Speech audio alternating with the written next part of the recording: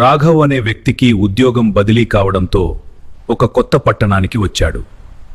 వారు తీసుకున్న ఇల్లు పట్టణానికి చాలా దూరంగా ఉంది. ఆ ప్రాంతంలో కేవలం 2 లేదా 3 ఇళ్లే కనిపిస్తున్నాయి.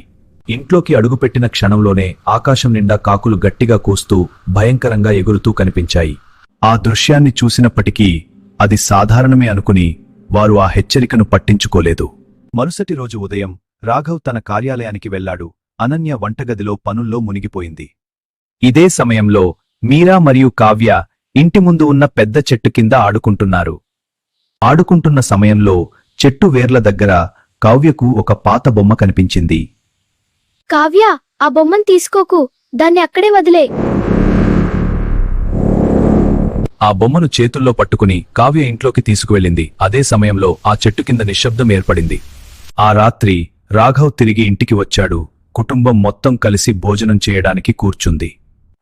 అప్పుడే పై అంతస్తు నుంచి నడక శబ్దం వినిపించింది.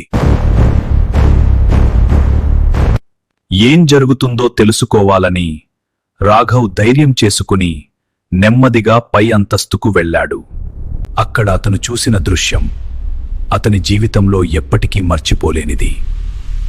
ఆ శబ్దం చేసింది ఆ బొమ్మే. అది సాధారణ బొమ్మ కాదు, అది ఈ ఇంటిని ఎంచుకుంది.